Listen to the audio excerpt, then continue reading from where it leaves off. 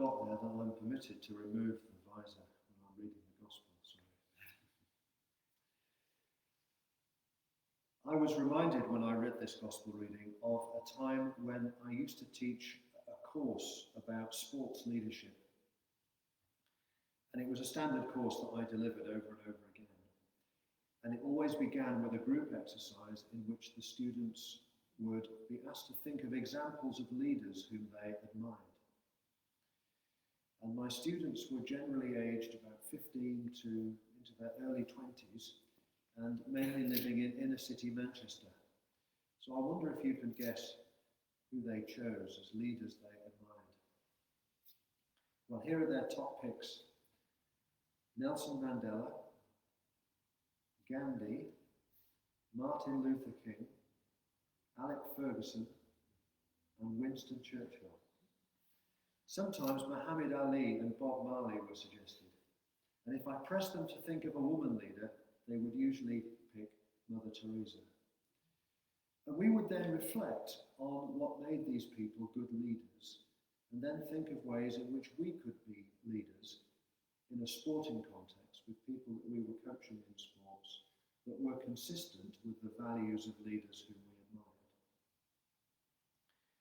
Now, it gradually dawned on me that the young people here were trying to pick uncontroversial leaders.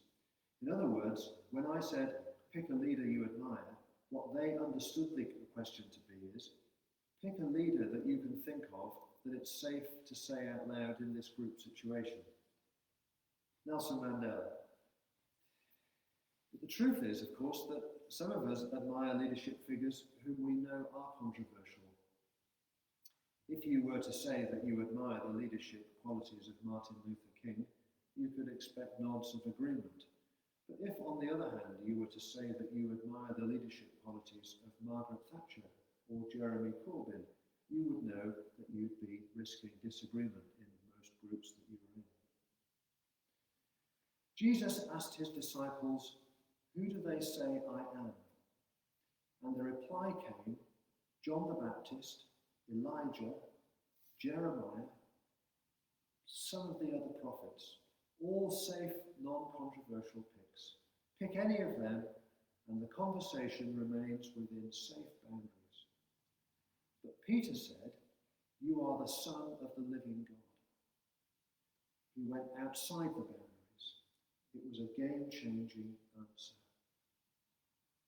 And people outside the church sometimes talk about Jesus Christ as if he was a good bloke, a non-controversial pick, like Nelson Mandela.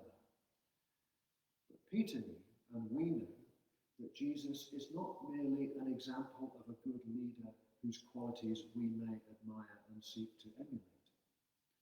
When we say we follow him, we are making a game-changing statement.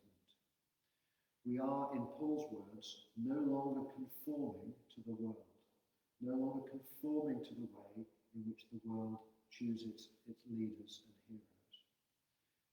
Because he is the Son of the living God.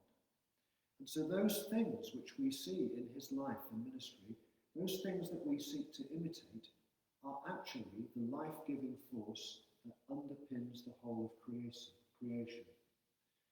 Which is why we celebrate his death on the cross in this Eucharist, because by his death, all the sins of the world are forgiven, and by his resurrection, the victory over death and sin is assured, and the promise of eternal life is given to us all. And this is the insight that Peter was stumbling towards when he answered Jesus. This is the rock on which the church is built. And it is the rock of our common faith.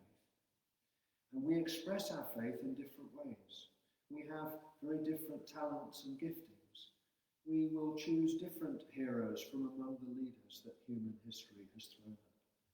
But we return to the same faith in the Son of the living God, our rock and our foundation. And we express this unity and this communality in our Eucharist this morning. Let us stand now